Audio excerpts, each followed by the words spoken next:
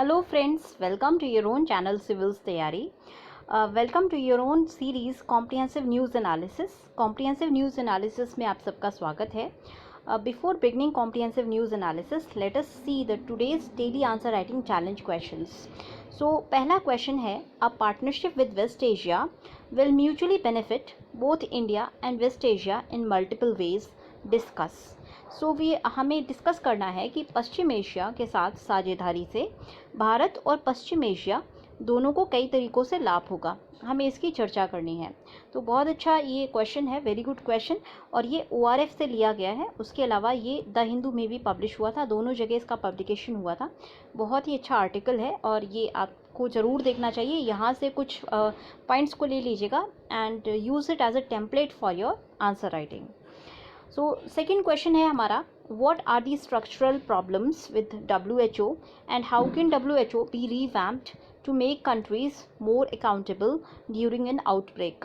तो WHO के साथ क्या स्ट्रक्चरल चैलेंजेस हैं, क्या संरचनात्मक समस्या हैं, और आउटब्रेक के दौरान मीन्स ड्यूरिंग एक प्रकोप के दौरान how should we make WHO more accountable. तो WHO को उस वक्त कैसे हम अकाउंटेबल बना देशों को कैसे हम अकाउंटेबल बना सकते हैं. ये भी बहुत अच्छा आर्टिकल है. अगेन ORF में ये पब्लिश हुआ था एंड वेरी गुड आर्टिकल. ये ज़्यादा इंपॉर्टेंट इसलिए हो जाता है, it is more important because India is the chair of world health assembly. तो इंडिया एक चेयर है इस वक्त वर्ल्ड हेल्थ असेंबली की, इसीलिए काफ़ी इंपॉर्टेंट हो जाता है WHO के बारे में. और बहुत कंट्रोवर्सीज भी थी WHO के बारे में, सो इसलिए बहुत ज़्यादा इंपॉर्टेंट है. नेक्स्ट है हमारा GS पेपर 3 से क्वेश्चन कहता है, it is good economics to make policy decisions from a perspective that empowers the workers rather than a perspective that eases the migrant capital. In this context, discuss the models of development that can be evaluated in states like UP or Bihar to improve developmental metrics in the long term. तो यह नीतिगत निर्णय लेने के लिए एक अच्छा परिप्रेक्ष्य है जो श्रमिकों को सशक्त बनाता है, बजाय एक ऐसा दृष्टिकोण के जो प्रवासी पूंजी को आसान बनाता है. इस संदर्भ में उन विकास के मॉडलों पर चर्चा करें जो यूपी या बिहार जैसे राज्यों में लंबे समय से विकास संबंधी मैट्रिक्स में सुधार कर सकते हैं. तो ये थोड़ा सा कॉम्प्लेक्स क्वेश्चन आपको लग रहा होगा, तो इसको मैं एक बार सही से समझा देती हूँ. क्वेश्चन में ये पूछा गया है कि हम जो है जब पॉलिसी डिसीजंस लेते हैं तो हमारा जो फोकस होता है basically ease of doing business के ऊपर रहता है. अब अगर हम ये पॉलिसी फोकस की जगह एक दूसरा पर्सपेक्टिव लेकर चले जहाँ पर हम जो हमारे वर्कर्स हैं या जो हमारी पॉपुलेशन है उसको एम्पावर करने की कोशिश करें, उसको बिल्ड करने की कोशिश करें, तो हमारा लॉन्ग टर्म डेवलपमेंट आसानी से हो पाएगा. इस बारे में हमें उन डेवलपमेंट मॉडल्स की चर्चा करनी है. तो यहाँ पे ये काफ़ी जो है हटके क्वेश्चन है और बहुत अच्छा इसके लिए आर्टिकल भी आया है द हिंदू में, उसको हम डिस्कस करेंगे इस क्वेश्चन को सॉल्व करने के लिए. सो चलिए शुरू करते हैं अपने डिस्कशन को. So guys, this article is a WHO fit for 21st century. एक WHO जो 21वीं सदी के लिए फिट है. तो ये जो आर्टिकल है ये बहुत इंपॉर्टेंट है. This is very important article. यहाँ से जो हमारा की टेक अवे होगा, जो हमें देखना है, what should we look for in this article. तो इस आर्टिकल में हमें देखना है कि क्या स्ट्रक्चरल चेंजेस WHO के अंदर लाने चाहिए. So what changes should be bring in WHO, changes in WHO और रिफॉर्म इन WHO, उस बारे में हमें इस आर्टिकल को पढ़ना है. तो उसी पर्सपेक्टिव से इस आर्टिकल को पढ़ेंगे. अब यहाँ पे आप एक इंट्रोडक्शन में जैसे इन्होंने दिया हुआ है कि किस तरह से WHO की इस वक्त जो chairman WHA world health assembly का जो चेयर है वो इंडिया है. तो इसीलिए इंडिया के पास एक यूनिक अपॉर्चुनिटी है कि हम अपने जो ग्लोबल एरिना पे ग्लोबल हेल्थ डिप्लोमेसी को भी यूज़ कर सकते हैं. So India's aspiration is to become a global major power. So we have a aspiration of becoming a global major power, global power through economic and military powers. तो हम अपनी economy और military को use करके global power बनना चाहते हैं. But कोविड-19 के पैंडमिक ने हमें ये शो किया है कि हमारे पास एक और जगह पोटेंशियल है जो हमने अभी तक नेग्लेक्ट किया हुआ था, और वो पोटेंशियल है global health diplomacy. So we can use our global health diplomacy also to become a leading global power. This is one arena which we have been neglecting so far. So ये बहुत अच्छी lines लिखी हुई हैं जिनको आप coat कर सकते हैं, जिनको आप लिख के रख सकते हैं, आपके आगे काम आएंगी। अब मेंस पेपर में कहीं ना कहीं आप कोटिंग आराम से इनकी कर सकते हैं। अब देखिए, अगर हम इंडिया की WHA वर्ल्ड हेल्थ असेंबली में जो हमारी चेयर पोजीशन है उसको अगर हम देखें तो वो एक ऐसे टाइम पर आई है व्हेन जब जो है वर्ल्ड कोविड से डील कर रहा है, world is dealing with Covid, plus USA has terminated it's relationship with WHO, मतलब USA WHO से बाहर निकल गया है। उस वक्त हम जो है चेयर के रूप में आए हैं। यहाँ पे हमारे पास यूनिक अपॉर्चुनिटीज़ हैं और यूनिक चैलेंजेस हैं। So very good perspective is given here. यहाँ पे बहुत अच्छा एक पर्सपेक्टिव दिया हुआ है। देखिए, USA ने जो पुल आउट किया है WHO से, ये बहुत शॉकिंग था, बहुत आउटरेजिंग था, और ये सबके लिए all over the world this is very outrageous. It should not have been a move. अब ऐसा नहीं करना चाहिए था USA को। But why did USA did इट? USA ने ऐसा क्यों किया? क्या मोटिवेशंस था USA का WHO को लीव करने के लिए?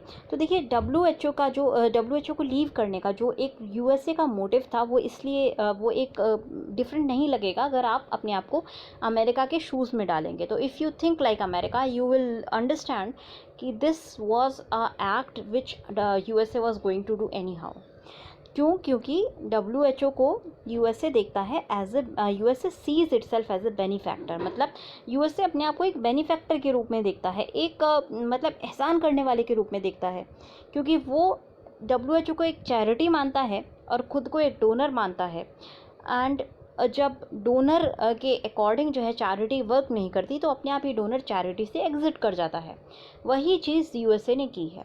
सो USA's move is not very different because USA is a major benefactor to this health charity. तो USA का पॉइंट ऑफ व्यू क्या है कि वो बेनिफैक्टर है और WHO एक ग्लोबल हेल्थ चैरिटी है, और वो अपने आप को एज ए मेंबर नहीं देखता है और WHO को एक ग्लोबल इंस्टीट्यूशन के रूप में नहीं देखता है। So USA does not see itself as a global member and WHO as a global institution.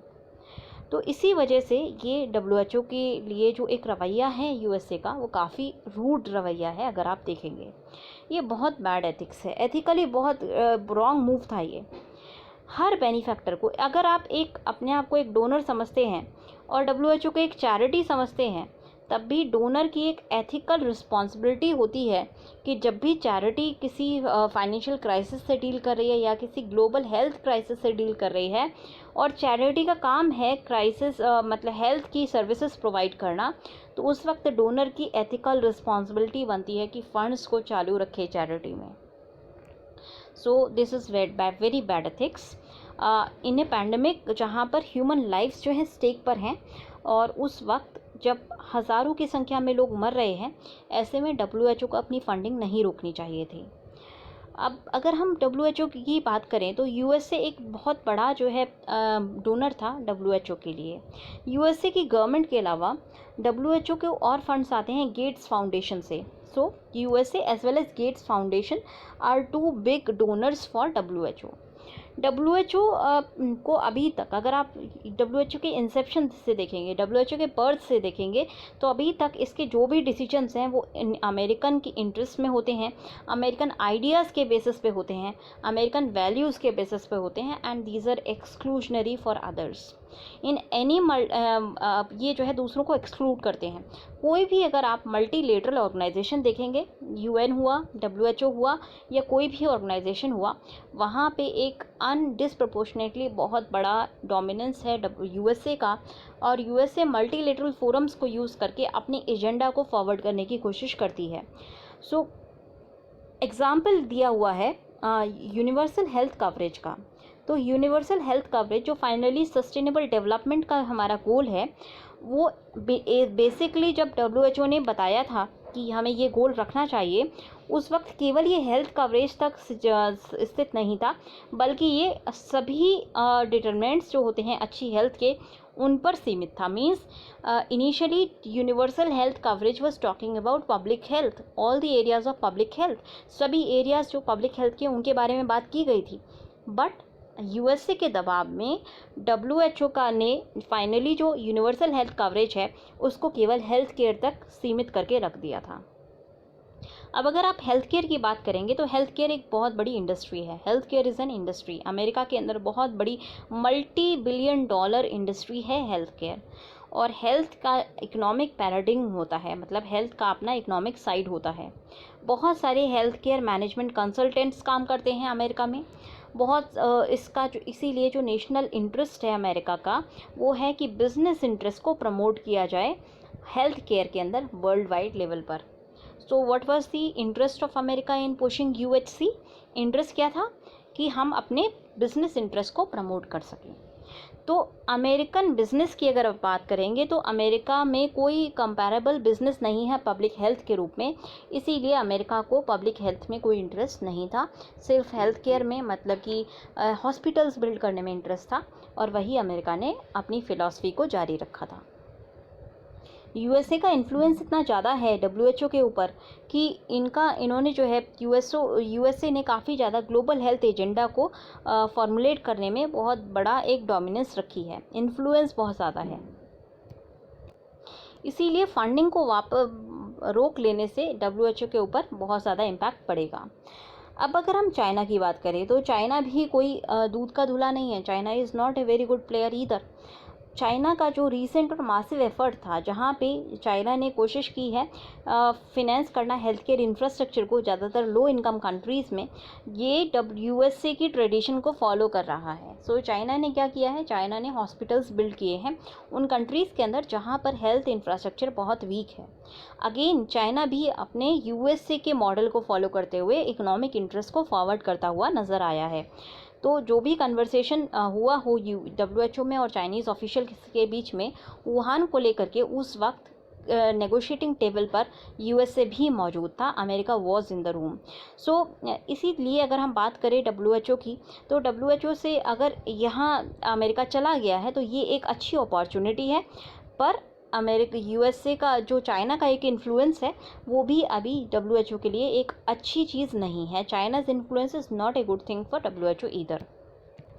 Now अब देखते हैं कि डब्ल्यूएचओ का क्या एक्चुअली इन्फ्लुएंस होता है गवर्नमेंट्स के ऊपर। So how much influence does WHO have over the governments? Governments क्या हैं, ये अपनी सोवरेन इंस्टीट्यूशंस होती हैं और इनके पास सोवरेन हक होता है अपने नेशनल इंटरेस्ट को परस्यू करने के लिए, राइट। तो all governments pursue their own national interest. ऐसे में अगर हम डब्ल्यूएचओ की बात करें, डब्ल्यूएचओ एक मल्टीलेटरल ऑर्गेनाइजेशन है और यहाँ पर डब्ल्यूएचओ के पास सिर्फ जो पावर है वो पावर ऑफ परसुएशन है। तो डब्ल्यूएचओ सिर्फ लोगों को इन्फ्लुएंस कर सकता है, उसके पास एज सच कोई रूल बेस्ड पनिशमेंट देने का कोई भी मोड नहीं है। So WHO can not punish the countries. अगर डब्ल्यूएचओ की बात नहीं मानती कंट्रीज़ तो डब्ल्यूएचओ पनिश नहीं कर सकता। डब्ल्यूएचओ ज़्यादा से ज़्यादा परसुएड कर सकता है। उसके पास कोई सैंक्शन नहीं है, उसके पास कोई बाइंडिंग ऑब्लिगेशन नहीं है गवर्नमेंट्स के ऊपर, जिससे कि अगर गवर्नमेंट्स जो है रिपोर्टिंग वगैरह गड़बड़ करती हैं तो डब्ल्यूएचओ उनके ऊपर कोई प्यूनिटिव एक्शन नहीं ले सकता है। WHO has no power to impose any punishment on any country if the country is not reporting the outbreaks। मतलब अगर कोई कंट्री आउटब्रेक को रिपोर्ट नहीं करे तो डब्ल्यूएचओ उसके ऊपर कोई पनिशमेंट इम्पोज नहीं कर सकता। अब देखिए ये लोग कहते हैं कि 2005 में इंटरनेशनल हेल्थ रेगुलेशंस जो है ये एग्री किए गए थे।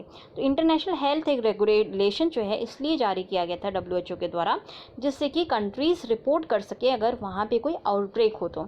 So if the countries can report the outbreak, for that 2005 international health regulations were agreed upon. But again जो इंटरनेशनल हेल्थ रेगुलेशंस हैं ये नॉन बाइंडिंग है और वॉलंटरी हैं। मतलब कि इनके ये जो है कंट्री के ऊपर कोई दबाव नहीं है, प्रेशर नहीं है। If the country wants it can report, if it does not want it may not report. So ये वॉलंटरी नेचर है IHR की में रिपोर्टिंग का, और इसीलिए कोई भी कंट्री अपना सोवरेन राइट जो है नहीं देना चाहता था डब्ल्यूएचओ को कि वो कैसे और कब किसी आउटब्रेक को रिपोर्ट करेगा। और यहाँ पे देखिए IHR जो साइन हुआ है उसमें यूएसए एक पार्टी था। USA has sign the IHR document, India has sign the IHR document और China has sign the IHR document. और सभी कंट्रीज़ ने जो है म्यूचुअली एग्री किया था कि ठीक है हमारी जब मर्जी होगी तब हम आउटब्रेक को रिपोर्ट करेंगे। तो ऐसे में डब्ल्यूएचओ को यहाँ पे जो है पनिश करना या डब्ल्यूएचओ को जो है एक एज ए विलन के रूप में पेंट करना सही नहीं होगा। रिजल्ट ये हुआ कि डब्ल्यूएचओ क्या कर सकता है, डब्ल्यूएचओ प्लीड कर सकता है, लोगों कंट्रीज से उनसे जो है प्लीड कर सकता है, उनको कजोल कर सकता है, मतलब उनको डांट सकता है, कभी कभी जो है एक बड़ी मॉरल स्टैंडिंग पोजीशन ले सकता है, बट वो फोर्स नहीं कर सकता किसी कंट्री को कि वो रिपोर्टिंग करें। और इसीलिए बहुत सारे जो अटैक्स हैं डब्ल्यूएचओ के ऊपर, जो पर्सनल अटैक्स हैं, वो काफ़ी मिसगाइडेड अटैक्स हैं। रियलिटी ये है कि अब बहुत सारी दूसरी कंट्रीज़ में, मान लीजिए ये आउटब्रेक यूएसए में होता या इंडिया में होता, तो ये कंट्रीज़ भी सिमिलरली एक्ट करती। वो टाइम को बाई करने के लिए और ये प्लान करने के लिए कि किस तरह से अपने नेशनल इंटरेस्ट को और कमर्शियल इंटरेस्ट को प्रोटेक्ट करना है, तो वो थोड़ा सा टाइम लेती और रिपोर्टिंग थोड़ा स्लो डाउन करती। सो अगर आउटब्रेक्स की बात करें, और तो अगर गवर्नमेंट्स चाहती हैं कि डब्ल्यूएचओ ज़्यादा इफेक्टिव हो, तो उनको जो है आईएचआर को ज़्यादा इफेक्टिव बनाना चाहिए था।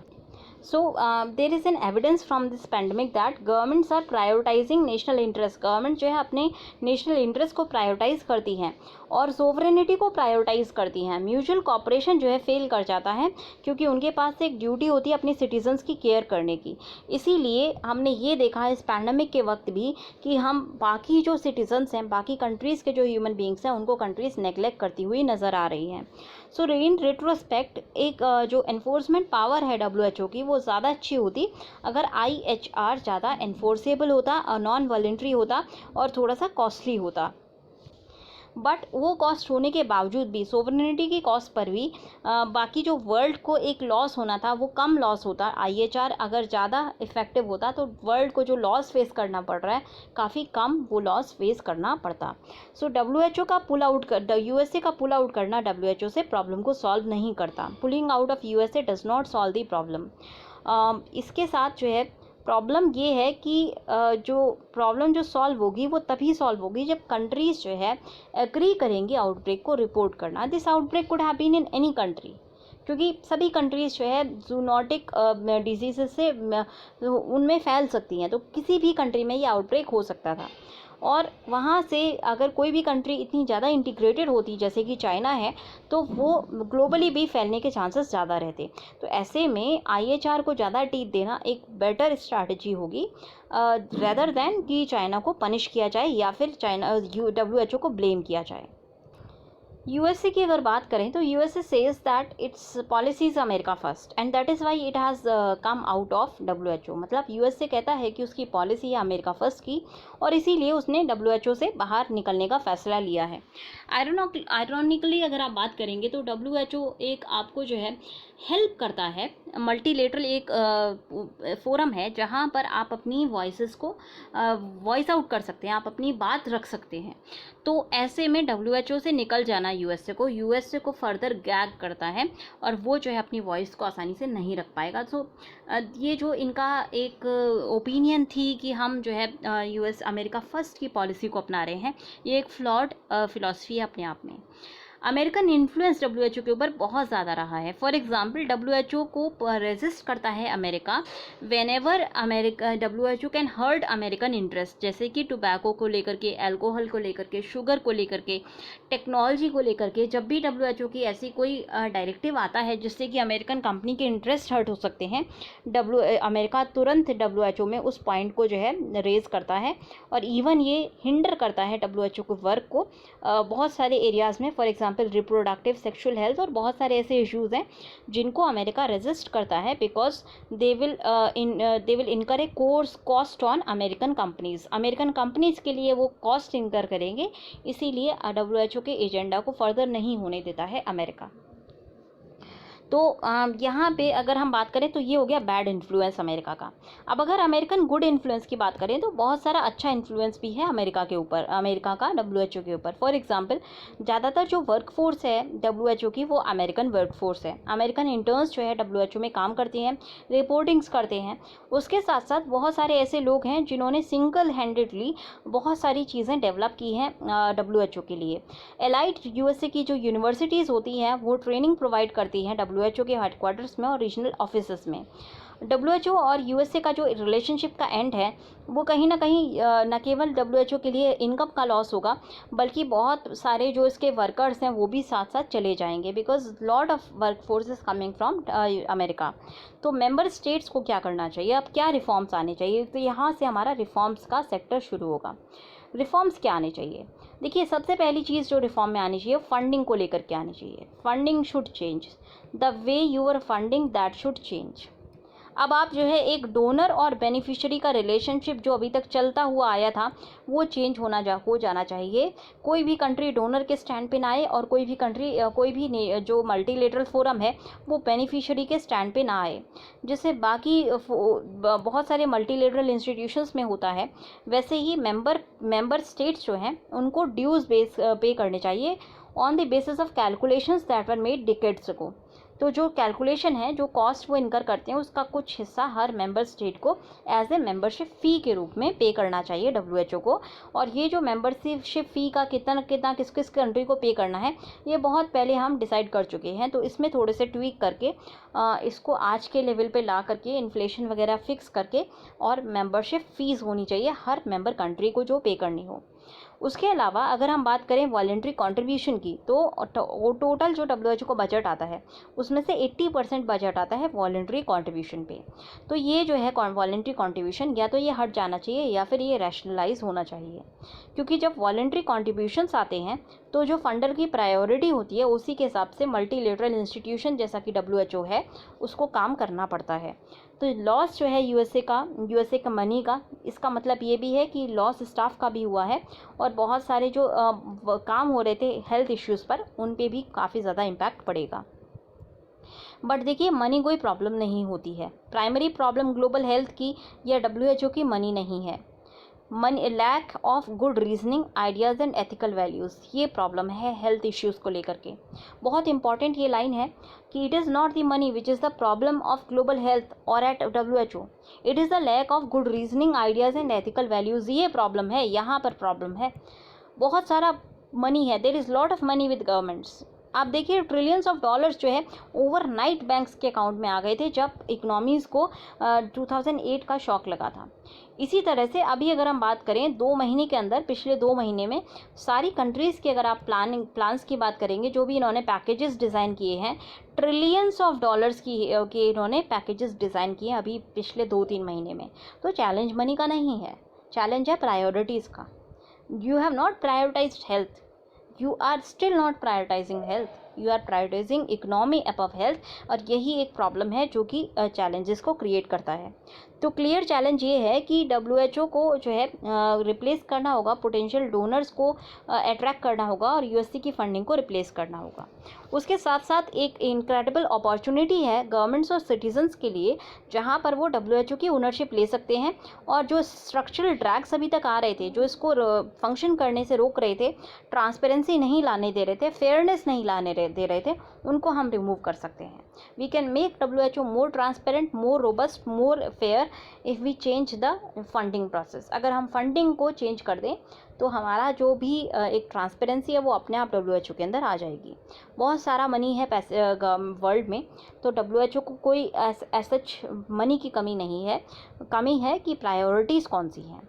धीरे धीरे अगर हम फंडिंग को रैशनलाइज करेंगे, फंडिंग को जो है रूल बेस्ड फंडिंग अगर करते हैं तो बेटर होगा WHO के लिए, और उससे एक जो ऑर्गेनाइजेशन है वो काफ़ी जो है स्ट्रेंथन हो जाएगी।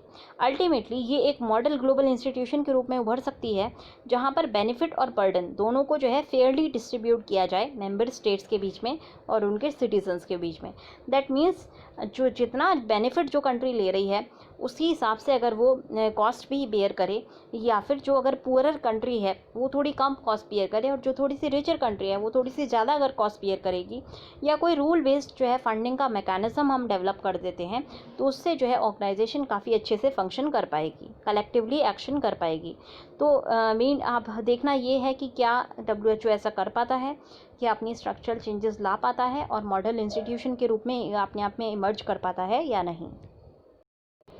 नेक्स्ट आर्टिकल हमें देखना है in pandemic crisis bridging the gulf between West Asia. तो अगर हम वेस्ट एशिया की बात करें तो काफ़ी इंपॉर्टेंट हमारा पार्टनर है वेस्ट एशिया, और यहाँ पे हमारी जो है काफ़ी सारी माइग्रेंट पॉपुलेशन काम करती है। अब अगर हम पोस्ट कोविड सिनेरियो की बात करें तो बहुत डिफरेंट होगा, जितना जैसे कि हम पहले देखते थे उससे बहुत चेंजेस आने वाले हैं। ऑलरेडी चेंजेस दिखाई दे रहे हैं और ये अच्छे चेंजेस नहीं हैं, बहुत बेकार चेंजेस हैं, बहुत अनएक्सपेक्टेड चेंजेस हैं। और सबसे ज़्यादा जो लॉस हुआ है वो इकोनॉमी को लॉस हुआ है इस पैंडेमिक की वजह से। अब इंडिया और इंडिया की फॉरेन पॉलिसी की बात करें तो हमारी जो है शुरुआत में पॉलिसी थी लुक ईस्ट की, बाद में एक्सपेंड करके लुक ईस्ट और लुक वेस्ट पॉलिसी हमारी हो गई थी। और लुक वेस्ट पॉलिसी में सबसे पहले हम वेस्ट एशिया की तरफ आते हैं। हमारी जो वेस्ट एशिया के साथ है वो एक स्ट्रैटेजिक फ्रेंडशिप सी है। बहुत सारे इकोनॉमिस्ट का ये भी कहना है कि जो डेवलपमेंट हॉल्ट्स हैं और जो हमारा कॉन्ट्रैक्टिंग ग्लोबल इकोनॉमी है, तो जो इफ़ेक्ट होगा पैंडेमिक का वो शायद ग्रेट डिप्रेशन से ज़्यादा होगा। अब देखिए ये एक अनफोल्डिंग सिचुएशन है, हम इस बारे में कुछ नहीं कह सकते, बहुत अनसर्टेनिटी है और बहुत जल्दी होगा ये कहना कि क्या इम्पैक्ट पड़ेगा इकनॉमी पे। पर एक चीज़ क्लियर है कि इम्पैक्ट बहुत डिवास्टेटिंग है, इम्पैक्ट बहुत कॉन्ट्रैक्टिंग है और इम्पैक्ट काफ़ी ज़्यादा जो है जॉब लॉसेस के रूप में उभर के सामने आएगा। अब अगर हम स्टेक्स की बात करें, नंबर्स की बात करें, तो बहुत सारे लोग इंडिया के वहाँ पे काम करते हैं, वेस्ट एशिया रीजन में काम करते हैं। इंडिया के external affairs minister S Jaishankar ने बताया था कि इंडिया जो है 1 लाख सिटीजन्स को रिपैट्रिएट करेगा 17 मई से लेकर के 13 जून के बीच में, जो कि 60 कंट्रीज़ को स्पैन करते हैं। और मेजॉरिटी जो रिपैट्रिएशंस हुए हैं हमारे, मतलब कि जो हमारे लोग वापस आए हैं वो वेस्ट एशिया रीजन से आए हैं। 10 जून से 16 जून के बीच में 20 फ्लाइट्स जो है शेड्यूल हैं इंडिया से सऊदी अरेबिया, मतलब सऊदी अरेबिया से इंडियंस को फेरी करने के लिए। यूएई की बात करें तो वहाँ पर 3.4 मिलियन इंडियंस काम करते हैं। ओवरऑल जो एस्टिमेटेड फिगर है वो टोटल जो है वेस्ट एशिया में 9 मिलियन के आसपास इंडियंस काम करते हैं। 56% जो इंडिया का एनुअल इन्फ्यूजन है रेमिटेंसेस के रूप में वो हमारा वेस्ट एशिया से आता है। वेस्ट एशिया रीजन जो है काफ़ी बड़ा रीजन है रेमिटेंसेस को लेकर के, तो हमारी 80 बिलियन की जो रेमिटेंस हैं उसका 50% वेस्ट एशिया से आता है। तो ऑलमोस्ट 40 बिलियन का रेमिटेंस हम वेस्ट एशिया से ड्रॉ करते हैं। यूएई अकेले से हम 19 बिलियन की रेमिटेंसेस को ड्रॉ करते हैं और इंडिया जो है तीसरा सबसे बड़ा ट्रेडिंग पार्टनर है यूएई का आफ्टर यूएसए एंड चाइना। बहुत जो इम्प्रेसिव नंबर्स हैं। अब ये स्ट्रेस में हैं, ऑयल प्राइसेस जो है क्रैश हो गए हैं, उसके साथ साथ जो डिस्प्यूट है आउटपुट कैप्स के ऊपर सऊदी अरबिया और रशिया में, उसने जो है डिमांड को क्रैश कर दिया था और इस वजह से काफ़ी ज़्यादा कॉस्ट हुई है, वेस्ट एशियन इकनॉमीज़ के ऊपर काफ़ी ज़्यादा कॉस्ट इनकर हुई है। फॉरेन वर्कर्स जो वहाँ पे काम कर रहे हैं, तो ऑब्वियस सी बात है जब कभी भी इकनॉमी हेवायर जाती है तो हर कंट्री अपनी डोमेस्टिक पॉपुलेशन को पहले प्रिजर्व करती है, डोमेस्टिक वर्कफोर्स को पहले प्रिजर्व करने की कोशिश करती है। तो सबसे पहले जो बर्नट आता है वो फॉरेन वर्कर्स के ऊपर आता है और इंडिया के बहुत सारे वर्कर्स वहाँ काम करते हैं। तो जो इंडियंस वहाँ काम कर रहे थे उनके ऊपर सबसे बड़ा जो है एक इम्पैक्ट पड़ेगा और इस वजह से जो है काफ़ी ज़्यादा इम्पैक्ट हमारी रेमिटेंसेस के ऊपर भी पड़ेगा। और अगर हम बात करें इन टोटल बिजनेसेस की तो 70% जो बिज़नेस एमएसएमई सेक्टर में है दुबई में, वो उनमें से काफ़ी कुछ जो है इंडियन नेशनल्स के द्वारा ओन किया जाता है और ये कहा जा रहा है कि ये बिजनेसेस 1-2 महीने और सर्वाइव नहीं कर पाएंगे, टोटल ये क्रंच फेस कर रहे हैं। बहुत सारी जो इंडस्ट्रीज़ हैं जैसे कि लेबर हो गया, टूरिज़्म हो गया, हॉस्पिटैलिटी हो गया और एयरप्लेन्स हो गया, ये इमीडिएटली अभी इस बर्न को बियर कर रहे हैं।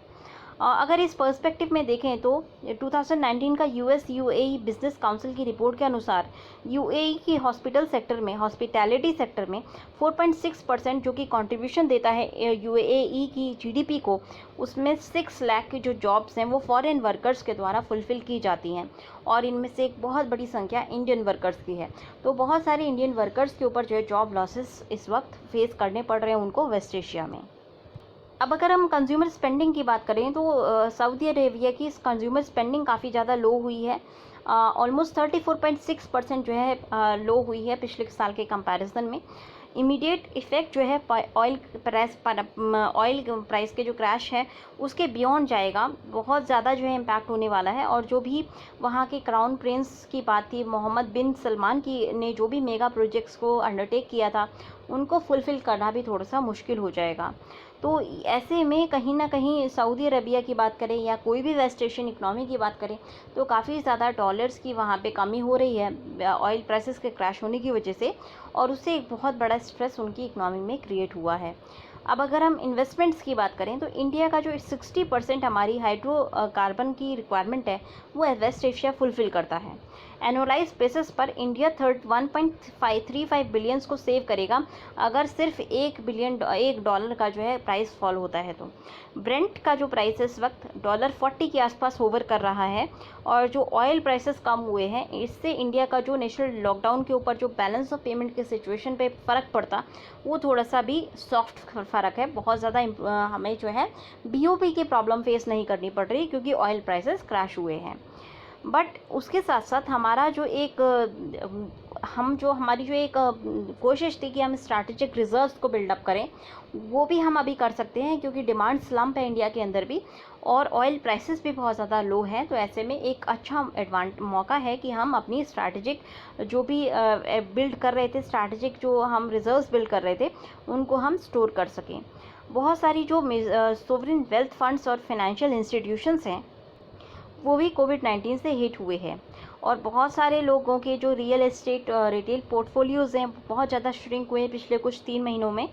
इंडिया ऐसे में एक अच्छा डेस्टिनेशन है, काफ़ी अट्रैक्टिव है कैपिटल को अट्रैक्ट करने के लिए वेस्ट एशिया से, और स्पेसिफिकली जो वहाँ पे UAE के मुबादला और सऊदी अरबिया के पब्लिक इन्वेस्टमेंट फ़ंड हैं, ये 2 चीज़ें सर्च कर रही हैं अच्छे मार्केट्स को जो उनको रिटर्न दे सकें। तो ऐसे में हम इनकी जो इन्वेस्टमेंट है उसको हम इंडिया के अंदर अट्रैक्ट करने की क्षमता रखते हैं।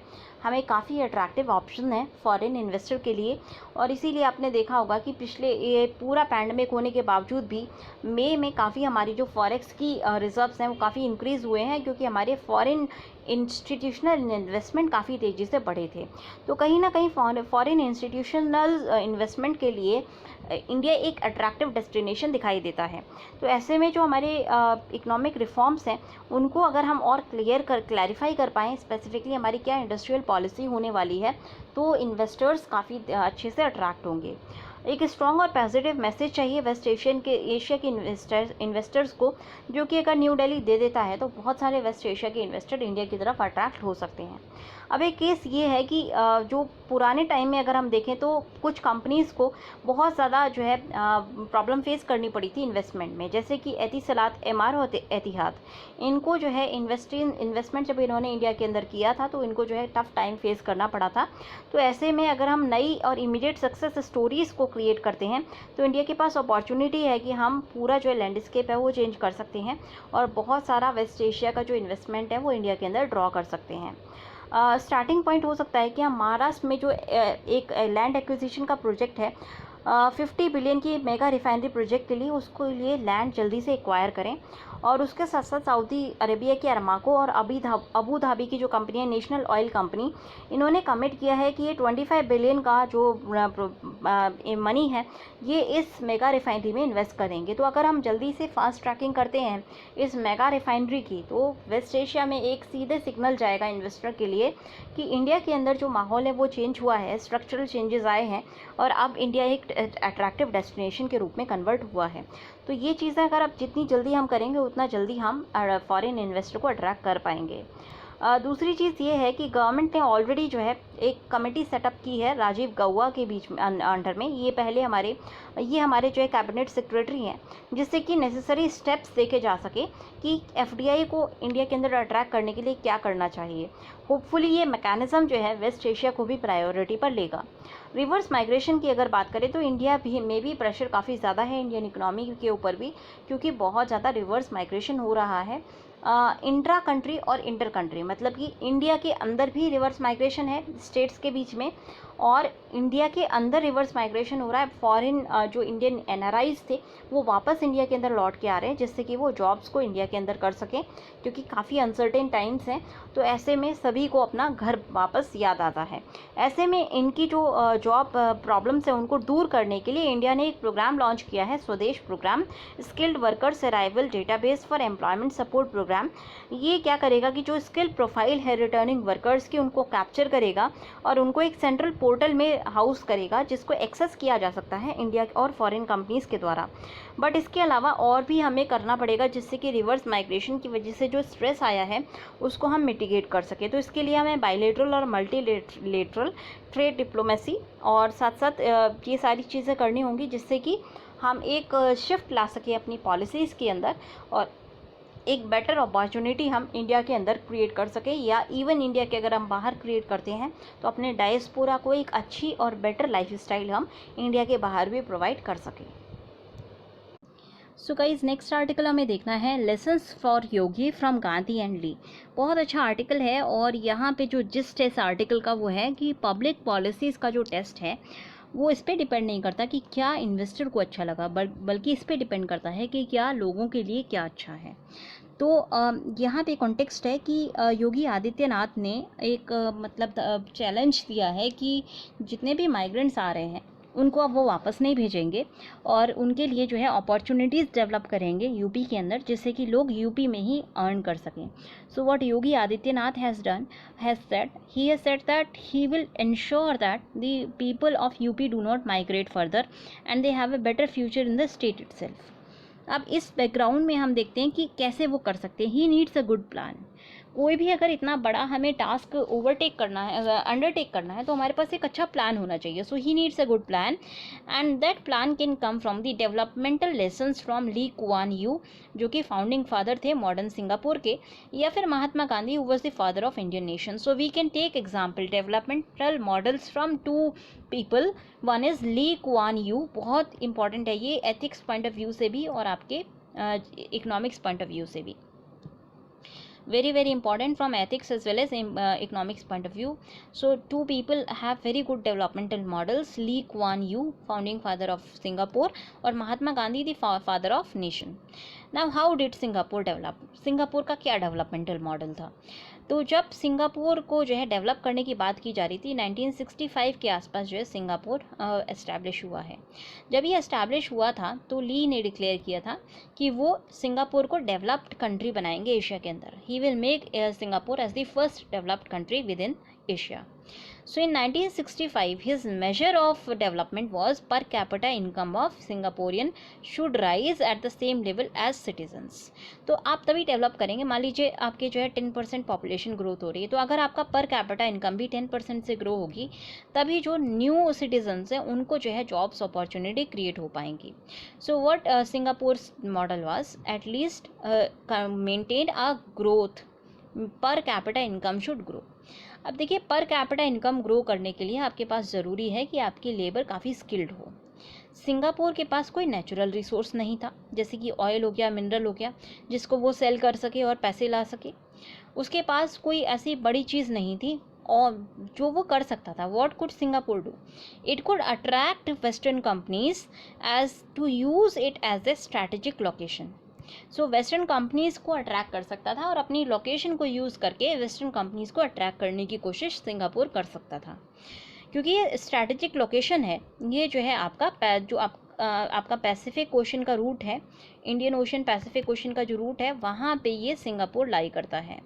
आसियान के लिए काफ़ी जो है विंडो के रूप में लाई करता है। साउथ चाइना सी के लिए के पास ये एक बड़े रूट के रूप में उभर के सामने आता है। तो जोग्राफिकली इसकी लोकेशन बहुत अच्छी है।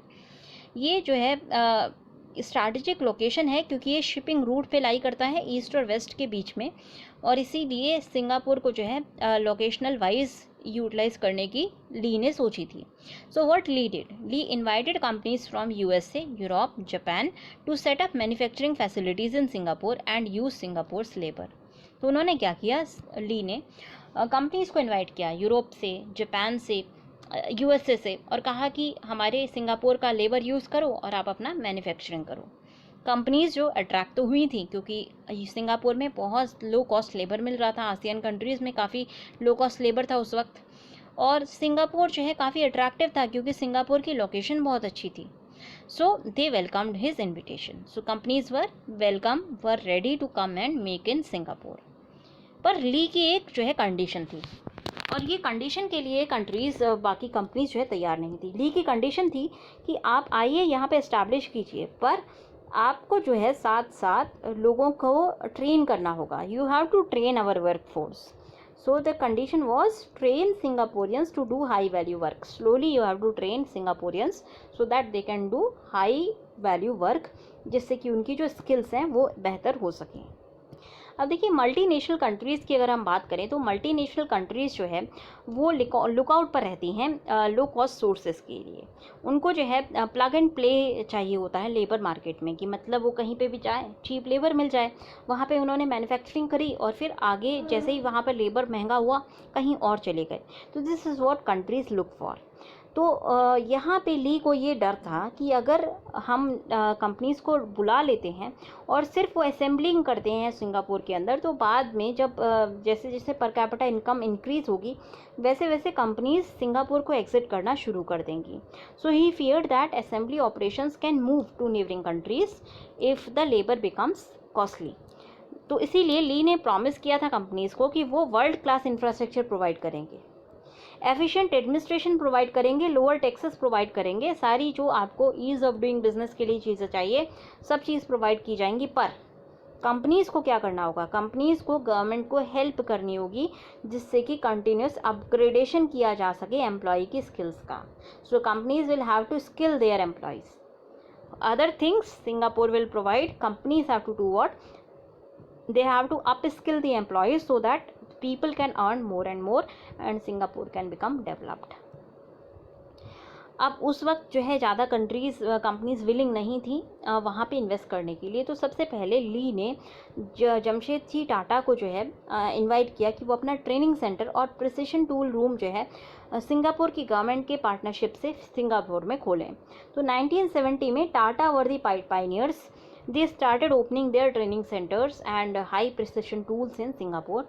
और वहाँ से जब बहुत सारे लोग स्किल होकर के निकलने लगे तो जो बड़ी मल्टीनेशनल कंपनीज़ हैं धीरे धीरे वो भी अट्रैक्ट हुई थी सिंगापुर में, and Singapore actually became a developed nation. तो ये सक्सेस स्टोरी है। अब देखिए ग्लोबलाइजेशन के जो रूल्स हैं ये काफ़ी ईजी हैं। यहाँ पे ईजी होता है कैपिटल को माइग्रेट करना। Capital can easily move from one country to other country. Capital आसानी से एक कंट्री से दूसरी कंट्री में जा सकती है, बट लेबर इतनी आसानी से मूव नहीं कर सकता। सो लेबर की अपनी जो है लिमिटेशंस होती हैं। लेबर जो है ग्लोबल पार्टी को ज्वाइन नहीं कर सकता उतनी आसानी से। बहुत सारे लोग यूएस से यूरोप को क्रॉस करने के लिए अपनी जान गंवा चुके हैं। यूएसए में एंटर करने के लिए आपने देखा होगा मैक्सिको से जब वो यूएस से एंटर करते हैं तो बहुत सारे लोग जो है अपनी जान गंवा देते हैं। ऐसे में इस क्लियर है कि लेबर का माइग्रेशन ईजी नहीं है, कैपिटल का माइग्रेशन बहुत ईजी है। तो ऐसे में गवर्नमेंट को क्या करना चाहिए, government should listen to and care for their citizen. तो गवर्नमेंट को अपने सिटीजन्स को सुनना चाहिए और उनकी केयर करनी चाहिए। एंड द केयर जो लोगों की हो वो इन्वेस्टर से ज़्यादा होनी चाहिए। उसके साथ साथ इन्वेस्टर को एनकरेज करिए कि वो भी आपके सिटीजन्स की उतनी ही केयर करे जैसे आप अपने सिटीजन्स की केयर करते हैं। अब गांधीयन इकोनॉमिक्स को भी हम अप्लाई कर सकते हैं। गांधी जी दूसरा जो मॉडल की हमने बात की थी वो गांधी जी के मॉडल की बात की थी। गांधी जी का जो मॉडल है उस पर काफ़ी जो है शुरुआत में एज अ इम्प्रैक्टिकल मॉडल के रूप में देखा गया था, but in the hind site अगर हम गांधी जी के मॉडल से ग्रो करते तो शायद बेहतर तरीके से हमारी ग्रोथ हो सकती थी। गांधी जी जो है हमारी कंट्री को बहुत अच्छे से जानते थे। शायद ही कोई ऐसा लीडर होगा जितने इंडिया की नब्ज़ को इतनी अच्छे से जाना है जितना गांधी जी समझ पाए थे। गांधी जी जानते थे कि इंडिया के जो लोग हैं वो इंडिया के विलेजेस में रहते हैं। तो अगर विलेजेस को हमें इकोनॉमिक और सोशल फ्रीडम देना है तो वो काफ़ी ज़रूरी होगा। अगर हम इकोनॉमीज़ को, अगर हमें इंडिया को स्ट्रेंथन करना है तो वो तभी हो पाए। तो गांधी जी क्लियर थे कि अगर हम अपनी विलेजेस को एम्पावर करते हैं तो हमारी कंट्री अपने आप ही एम्पावर हो जाएगी। गांधी जी ने कहा था कि जो भी हमारे उनको ट्रस्टीज़ के रूप में काम करना चाहिए और जो है ह्यूमन नीड को आपको जो है ऊपर रखना होगा। तो विलेजेस उनका एक सीधे सीधे फंडा था कि आप विलेजेस के अंदर जो है कॉटेज इंडस्ट्री आप जनरेट कीजिए। ये कॉटेज इंडस्ट्री क्या करेंगी, जो विलेज के जितने भी एक्स्ट्रा लेबर होगी उसको एम्प्लॉय करेंगी। फिर ये जो कॉटेज इंडस्ट्रीज़ हैं अगर इनमें हम अच्छी वर्ल्ड क्लास फैसिलिटीज़ को लेकर के आ जाते हैं, धीरे धीरे जैसे ये प्रॉफिट जनरेट करने लगेंगी अपने आप यहाँ पर जो है इन्वेस्टमेंट बढ़ जाएगा। और इन्वेस्टमेंट बढ़ते बढ़ते यहाँ से जो है centre of development her village के में सेंटर ऑफ डेवलपमेंट हो सकता है। तो अब हम उनको फॉलो करना शुरू किया है हमने। हम बात कर रहे हैं one product one village one district की बात कर रहे हैं, जहाँ पे हम एक प्रोडक्ट एक डिस्ट्रिक्ट में स्पेशलाइज करने की बात कर रहे हैं। ये अगेन गांधी जी के ही मॉडल से लिया गया है। तो ये जो गांधी जी का मॉडल था, जहाँ से गवर्नेंस और जहाँ से जो इकोनॉमिक एक्टिविटी है विलेज से बॉटम से अप की तरफ जानी चाहिए, विलेज से कंट्री की तरफ जानी चाहिए। गवर्नेंस स्ट्रेंथन होनी चाहिए लोकल लेवल्स पर, फिर मतलब विलेजेस में और सिटीज़ में। वेल्थ अच्छी चीज़ है, बट वेल्दी पीपल जो है ट्रस्टीज़ के रूप में काम करें, ओनर के रूप में काम ना करें। और चौथी चीज़ ये है कि वर्कर्स और जो ओनर्स हैं उनके बीच में एलिनेशन ना हो। कोऑपरेटिव के रूप में अगर काम होगा तो ज़्यादा अच्छे से काम हो पाएगा। इंडिया ने इस चीज़ को नहीं फॉलो किया और इंडिया को अभी खामियाजा भुगतना पड़ रहा है।